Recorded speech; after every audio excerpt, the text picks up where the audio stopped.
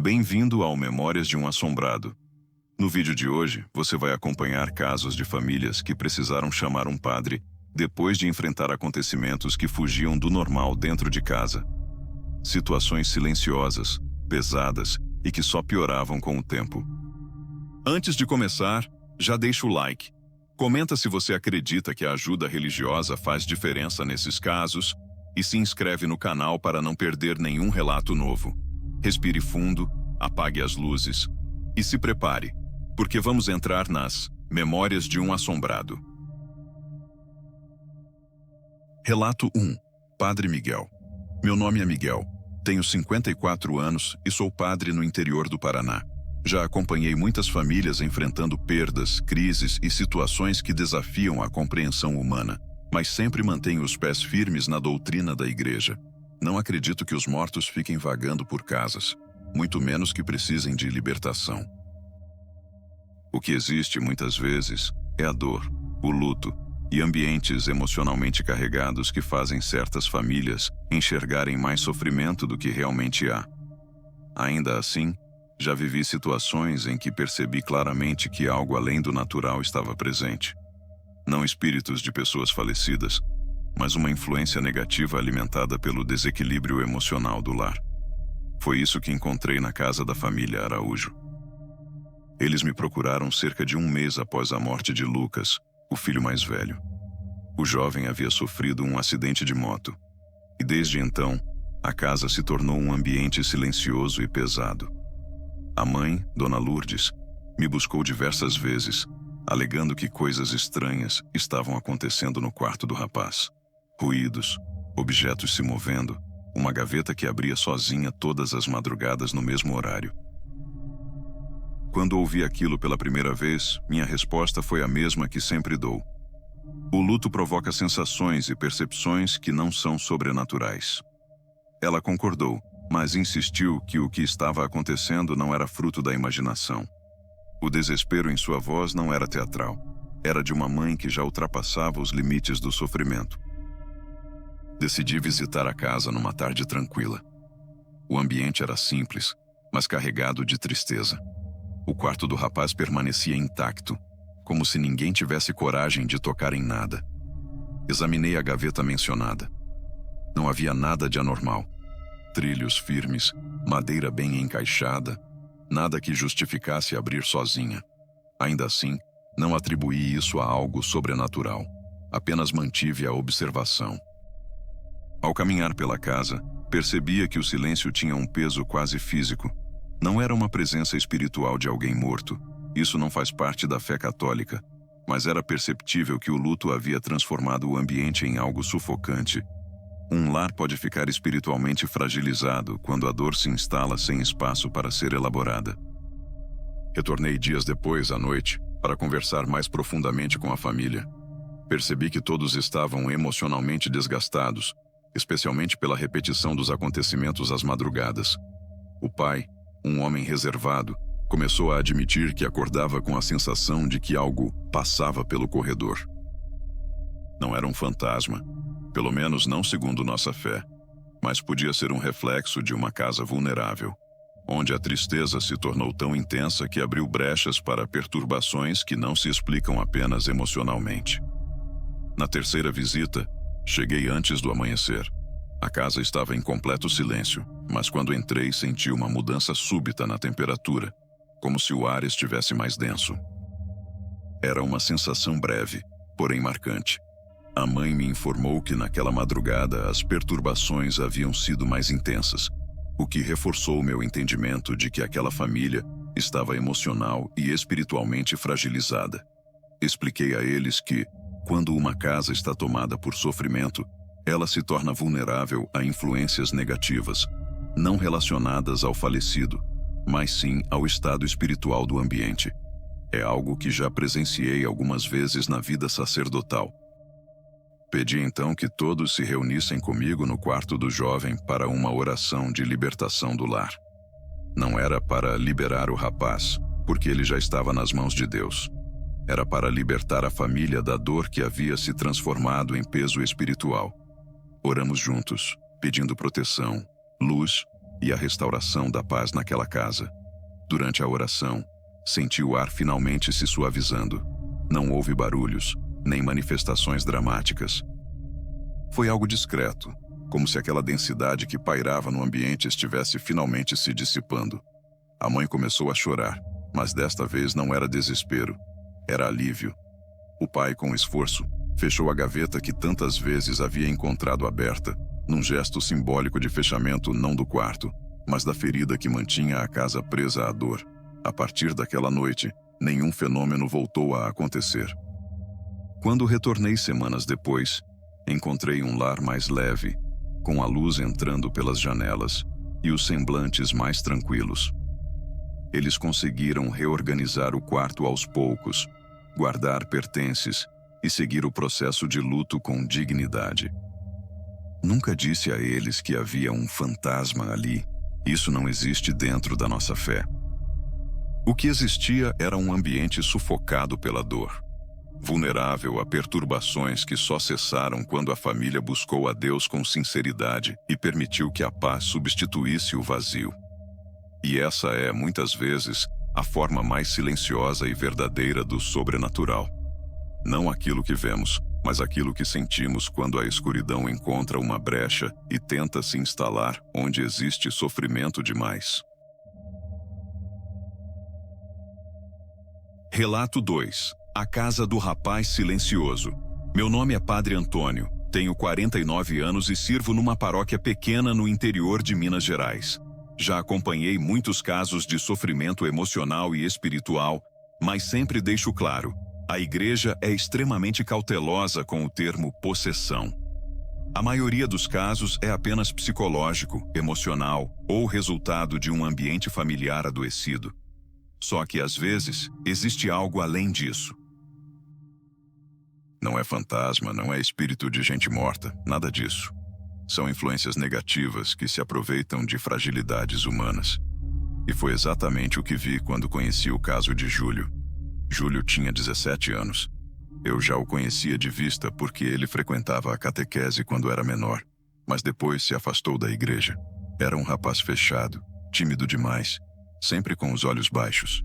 A mãe dele, Dona Eunice, me procurou sem conseguir mais esconder o desespero. Ela dizia que o filho estava estranho, agressivo no olhar, falando coisas sem sentido, isolado no quarto durante dias, e que aconteciam incidentes estranhos naquela casa. Quando fui visitá-los pela primeira vez, não percebi nada de imediato. A casa era simples, mas tinha um peso estranho no ar, uma sensação de abafamento que não vinha do clima. A mãe me levou até o quarto do rapaz. Ele estava sentado na cama, de costas para mim, completamente imóvel. Não parecia perceber minha presença. Sua postura transmitia algo mais profundo que tristeza. Parecia um vazio, como se estivesse desligado de tudo. Eu o observei por alguns minutos, discretamente. Júlio respirava de forma lenta, mas tensa, como se algo dentro dele estivesse sempre em alerta.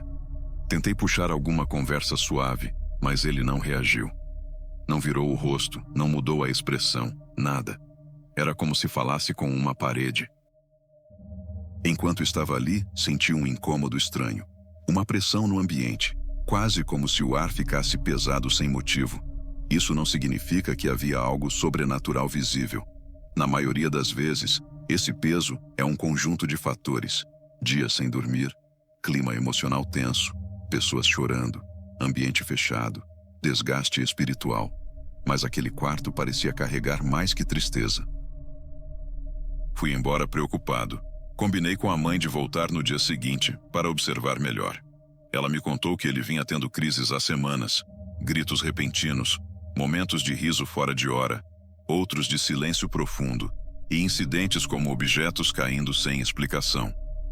Ela dizia ter medo de algo ruim dentro da casa, mas sempre repetia que o filho nunca foi assim.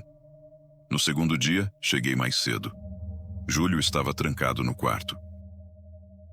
A mãe me disse que ele havia passado a madrugada andando pela casa, falando sozinho, como se respondesse a alguém que ela não conseguia ouvir. Mais uma vez, ao entrar no quarto, senti aquele mesmo peso no ar, só que um pouco mais forte. O rapaz parecia exausto, com olheiras profundas, postura curvada e os olhos fixos em um ponto do chão, como se estivesse concentrado em algo invisível. A igreja sempre ensina que antes de qualquer suspeita espiritual, é preciso analisar a saúde mental. Perguntei à mãe se ele havia passado por médico, psicólogo, psiquiatra. Ela disse que sim, mas que ele não colaborava nas consultas e nenhum profissional tinha conseguido avançar no diagnóstico. Também contou que a situação tinha piorado depois que ele começou a se isolar completamente, deixando de comer e só saindo do quarto para beber água. A cada visita minha percebia que Júlio estava afundando em algo que não era simplesmente emocional. O olhar dele parecia fugir da realidade, mas às vezes, por um instante rápido, ele encarava a porta do quarto com raiva, como se algo o observasse ali. Não sei explicar aquela sensação, mas era como se o ambiente estivesse sendo oprimido por algo que não vinha de dentro da família. Sempre deixo claro, padres não são especialistas em fenômenos estranhos. Somos orientados a agir com calma, prudência e oração. Mas naquele caso, havia um desequilíbrio profundo, e nada natural parecia justificar tudo. A mãe me pediu ajuda, e eu sabia que, mesmo com cautela, precisaria agir espiritualmente. Voltei para a casa de Júlio na semana seguinte com a intenção de fazer uma oração simples, nada fora do comum. Não era exorcismo, porque isso só pode ser feito com autorização e em casos muito específicos. O que eu faria era uma oração de libertação, pedindo paz para o ambiente e para o rapaz. Mas quando cheguei, encontrei a casa pior do que antes. A mãe estava aflita. Ela mal conseguia falar, de tão nervosa que estava. Disse que na noite anterior ouviu o filho falando palavras que não reconhecia, como se outra pessoa estivesse usando a voz dele. Isso sempre me deixa atento, mas não apressado. A maioria dessas descrições acontece por causa de estados mentais alterados, mas havia uma diferença importante. Ela afirmou que o tom era mais grave, não algo que o filho conseguiria reproduzir naturalmente. Fui até o quarto e o encontrei sentado no chão, com o corpo inclinado para frente, encostado na parede. Os olhos estavam abertos, mas pareciam distantes, quase sem vida. Ele não reaccionava à minha presença, mas parecia me perceber com o canto dos olhos, como se não quisesse me encarar diretamente. Era uma postura estranha, desconfortável, como se estivesse preso dentro da própria mente. Enquanto observava Júlio, tive a sensação de novo daquele peso no ambiente, uma pressão que quase me obrigava a respirar mais fundo. Não era medo, nem sugestão. Era algo que parecia realmente vir de fora. A casa estava silenciosa, mas o silêncio não era tranquilo. Era como se algo estivesse à espreita, observando tudo. Pedi licença à mãe e comecei uma oração baixa. Nada extraordinário, apenas pedindo para Deus trazer paz e clareza àquele quarto. Naquele instante, percebi uma mudança súbita no rapaz. Ele mexeu as mãos devagar, como se estivesse tentando se soltar de algo invisível. Mas não era uma reação direta à oração. Era mais como um incômodo interno. Continuei orando e senti uma resistência, não física, mas como se o ambiente estivesse sendo contrariado. Já presenciei isso poucas vezes na minha vida. Não é que algo estivesse possuindo o rapaz, mas que alguma influência negativa se aproveitava da fragilidade dele. Como diz a doutrina, onde há sofrimento extremo, medo, isolamento e desespero, o mal sempre tenta se aproximar. Júlio começou a respirar mais rápido. Não tirou os olhos do chão, mas o corpo tremia levemente. A mãe, desesperada, colocou as mãos no peito e começou a chorar. A oração parecia incomodar tanto o ambiente quanto o próprio rapaz. E eu sabia que precisava manter a calma. A igreja sempre orienta. A força está em Deus, não no padre.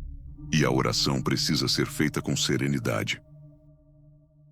Depois de alguns minutos, senti que a opressão no ambiente diminuiu um pouco, como se o ar circulasse novamente. Era sutil, mas real. Júlio relaxou os ombros e, por um breve momento, seus olhos voltaram ao foco, como se ele estivesse retornando à consciência. Foi um instante rápido, mas suficiente para me dar certeza de que havia, sim, algo ali pressionando mais que o psicológico. Quando terminei a oração, pedi que a mãe deixasse o quarto iluminado, janelas abertas durante o dia, música suave, e que ela evitasse deixá-lo completamente sozinho por longos períodos. Orientei também a procurar novamente acompanhamento médico, porque oração e saúde emocional precisam caminhar juntas. Ao sair da casa, senti que aquilo estava longe de acabar. O ambiente estava agitado, e o rapaz parecia preso dentro de algo que ainda eu não conseguia compreender. Sabia que precisaria retornar, e com muito mais preparo espiritual. Pressentia que o próximo encontro seria o mais pesado. Voltei à casa de Júlio 3 dias depois. A mãe me recebeu ainda mais desesperada, dizendo que o filho não dormia, não comia, e que passava longos minutos encarando o canto do quarto, como se visse algo que não estava ali. Segundo ela, naquela madrugada, ele havia dito que não estava sozinho, mas não como se falasse com alguém morto, e sim como se sentisse uma presença opressora. Isso reforçou algo que já desconfiava. Não era espírito de falecido, não era fantasma. Na visão católica, quando algo tenta destruir a paz de uma pessoa, o que age é sempre o mal, nunca uma alma humana. Era um caso de opressão espiritual alimentada por sofrimento extremo. E eu sabia que teria que intervir com mais firmeza. Antes de entrar no quarto, fiquei alguns minutos em oração no corredor, pedindo força e discernimento. Não era exorcismo, mas era uma oração de libertação profunda, a mais forte que um padre pode fazer sem autorização oficial. Entrei no quarto com calma, e a primeira coisa que senti foi o ar novamente pesado, quase sufocante. A janela estava fechada, as cortinas puxadas, e Júlio estava encolhido no canto, com os joelhos abraçados. Quando comecei a oração, percebi imediatamente a resistência. O ambiente parecia estremecer, não fisicamente, mas espiritualmente. A sensação era a mesma de entrar num lugar abandonado, onde algo ruim permaneceu por muito tempo. Júlio começou a tremer. Seus olhos ficaram arregalados, mas não olhando para mim, olhando para o espaço vazio ao lado da porta, como se algo estivesse ali, observando. A oração ficou mais intensa, e então aconteceu algo que não esqueço. O rapaz começou a pressionar as mãos nos ouvidos, como se tentasse bloquear algum som que só ele escutava. Não era grito, não era possessão cinematográfica. Era sofrimento. Era como se algo estivesse atormentando os pensamentos dele. Continuei firme, pedindo a Deus que quebrasse qualquer influência negativa que estivesse atormentando aquele jovem. A mãe chorava na porta, sem coragem de entrar. Senti uma onda de calor tomar o ambiente. Depois uma sensação de vazio, como se uma tensão invisível fosse arrancada dali. De repente, Júlio relaxou o corpo. Não desmaiou. Apenas largou os ombros, respirou fundo e começou a chorar baixinho, como alguém que finalmente acorda depois de muito tempo preso numa escuridão interna. Foi um choro contido, um choro real. Ele não disse nada, mas seus olhos pareciam reconhecer o quarto pela primeira vez em semanas. Continuei orando até sentir que o ambiente finalmente se estabilizou. O ar ficou mais leve, a pressão desapareceu completamente e até o cheiro parecia diferente, como se a casa tivesse sido ventilada por dentro, mesmo com as janelas fechadas. Saímos do quarto e oramos juntos na sala. Pedi que a mãe retomasse a rotina, mantivesse a casa iluminada e buscasse imediatamente acompanhamento médico para o filho, porque a libertação espiritual é apenas uma parte da cura. Nos dias seguintes, Júlio começou a se alimentar melhor e a dormir algumas horas. Não voltou a ter crises. O olhar dele voltou a ser o de um jovem comum, calmo, silencioso, mas presente. A mãe disse que o quarto ficou mais claro, mais leve, como se o peso que havia ali tivesse desaparecido. Nunca disse a eles que o filho foi possuído, porque isso não seria verdade. O que aconteceu ali foi opressão espiritual somada a um estado emocional fragilizado. Mas sei, pela paz que se instalou na casa, que Deus interveio naquele momento. E às vezes, o sobrenatural se revela assim. Não com gritos, objetos voando ou cenas dramáticas, mas com a libertação silenciosa de alguém que estava sendo sufocado por algo que não vinha de si mesmo.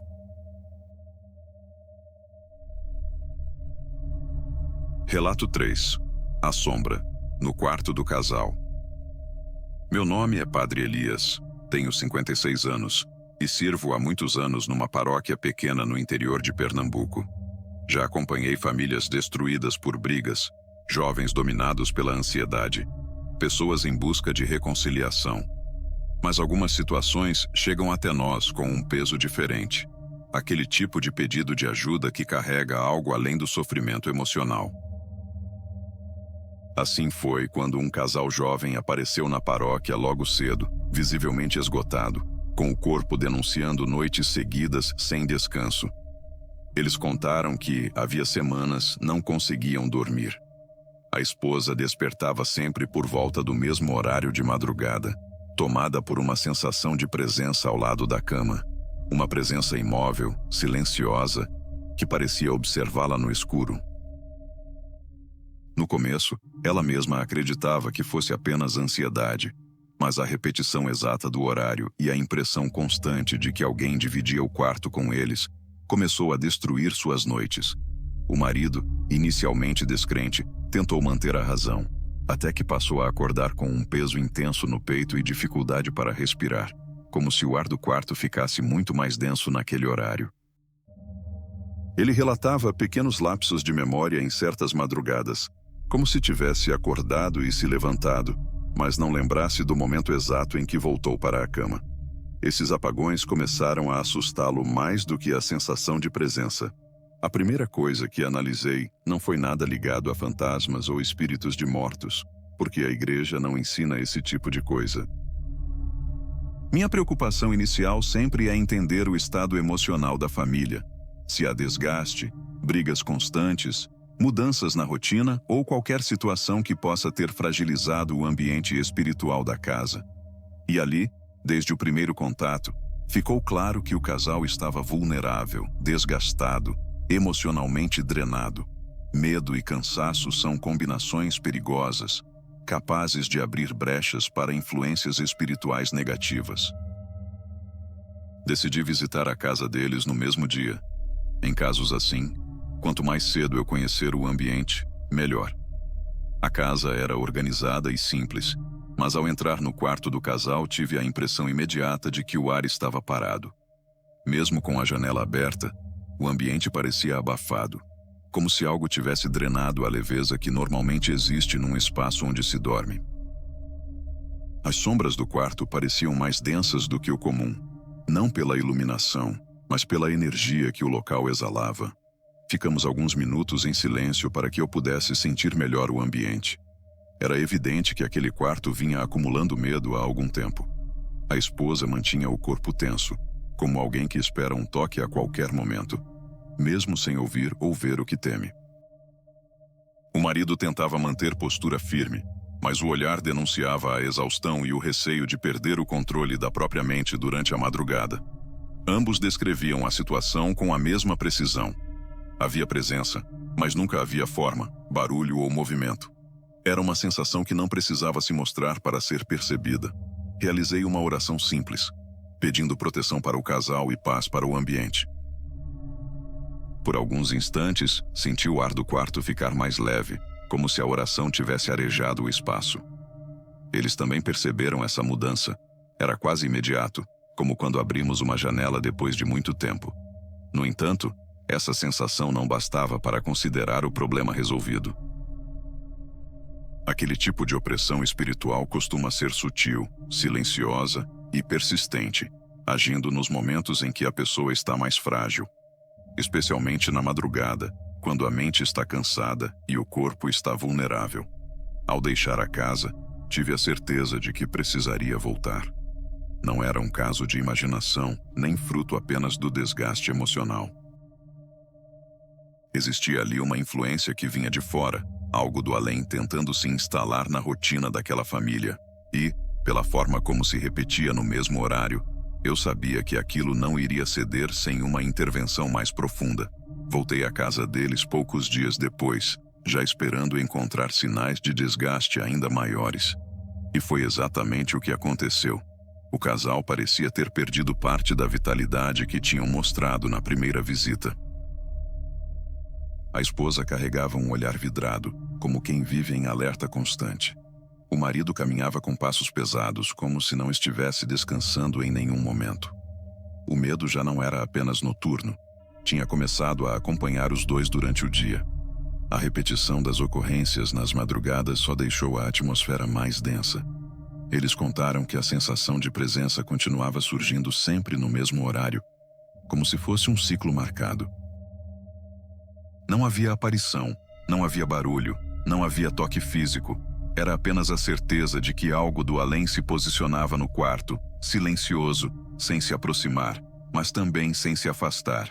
A esposa dizia que acordava antes do horário agora, como se o corpo tivesse aprendido que algo estava prestes a acontecer. O marido relatava que, além da pressão no peito, começara a despertar com uma espécie de calor estranho tomando o ambiente, como se o quarto ficasse mais quente apenas naquele período. Com esses relatos, ficou claro para mim que não era apenas medo gerado pela mente cansada. A repetição exata, a concentração dos sintomas num único cômodo da casa, a resistência à oração anterior e a constante sensação de presença silenciosa eram características muito típicas de opressão espiritual. Nada teatral, nada espetacular, mas real, profunda e desgastante. Um tipo de influência que não tenta se mostrar, tenta se instalar. Ao entrar no quarto novamente, senti o mesmo abafamento que experimentei na primeira visita. Mas dessa vez, ele parecia mais intenso. Era como se o quarto tivesse absorvido o pânico e a exaustão do casal. Nenhum objeto fora do lugar, nenhuma mudança visual, mas o ar parecia mais pesado, mais denso. O ambiente emitia uma espécie de desconforto que não vinha da temperatura, mas do que se acumulava ali dentro. A opressão espiritual não se mostra com formas ou sombras nítidas. Ela se manifesta numa atmosfera que suga a tranquilidade. Enquanto caminhava pelo quarto, percebi algo novo, um peso no ambiente que não estava presente na primeira visita, como se aquela presença tivesse ganhado força com as noites repetidas de medo.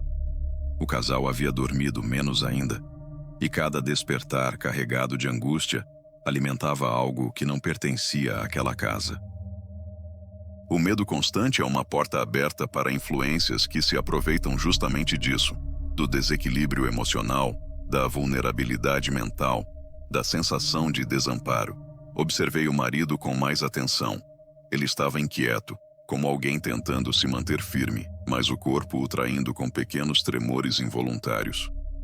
Isso me preocupou, porque era sinal de que a opressão estava começando a afetar não só o ambiente, mas a postura interior dele. A esposa, por sua vez, parecia se encolher no próprio corpo sempre que mencionava a madrugada. Era como se o simples ato de lembrar trouxesse de volta parte do peso daquela presença. Decidi, então, fazer uma oração mais profunda, própria para momentos de influência espiritual intensa, acompanhada de uma bênção completa do lar. Pedi que eles permanecessem juntos enquanto eu conduzia tudo, porque a união do casal seria essencial para enfraquecer aquilo que tentava se instalar entre eles. Enquanto eu iniciava a oração, a mudança na atmosfera foi quase imediata. O ar do quarto, que já estava denso, pareceu ficar ainda mais pesado, como se houvesse resistência à minha presença ali. Era uma resistência silenciosa, invisível, mas perceptível. Durante a oração, o marido começou a demonstrar mais inquietação. Seu corpo tremia de leve, como se lutasse contra pensamentos que vinham de fora, não do próprio interior.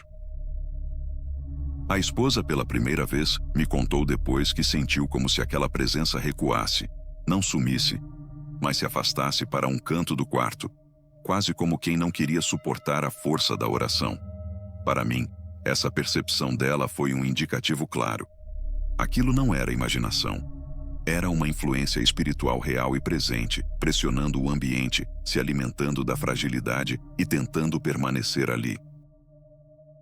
Quando finalizei a oração, Senti o ar ficar levemente mais fresco.